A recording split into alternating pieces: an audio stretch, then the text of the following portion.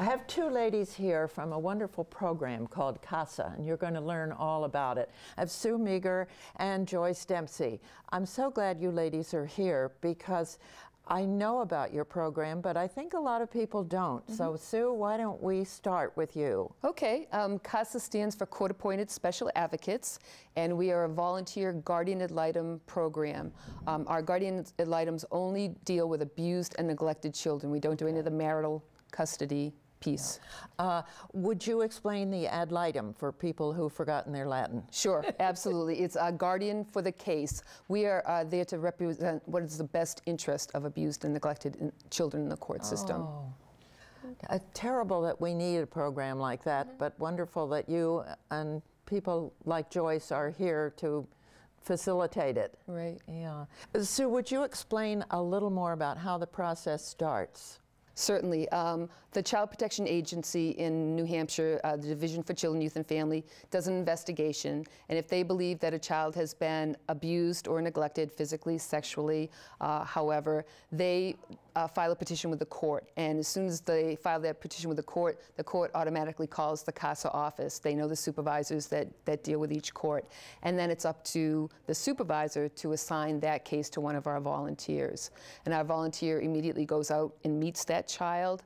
They attend all the court hearings, and every step along the way they are there to advocate for what they believe is best for the child, whether the child should be returned to their parents, whether they should be placed with relatives, whether they should ever return home. Maybe adoption is going to be the plan, and we decide that over a process of a year's time. Parents have a year to correct what brought the children into the court system. So they get a shot at it. They do. They definitely do.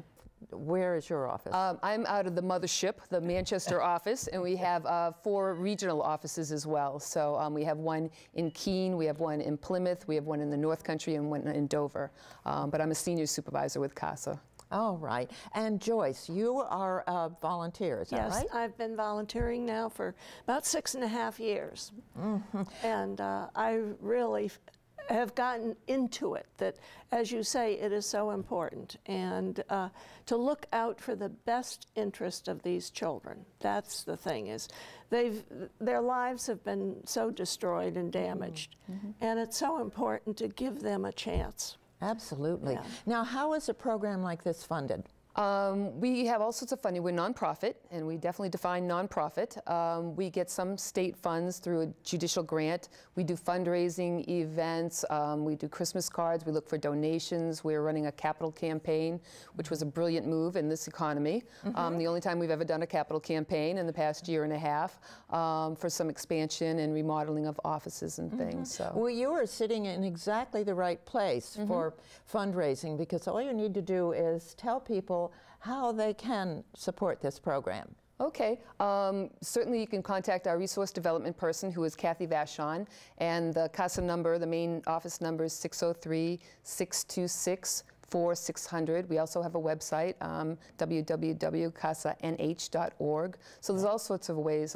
We love coming and talking to people about what we do. And that's good. If you had a group of friends that might be interested, you'd come and have coffee. And we'd talk to 2 people, 20 people, 200 people for 5 minutes, 2 hours, whatever the need was.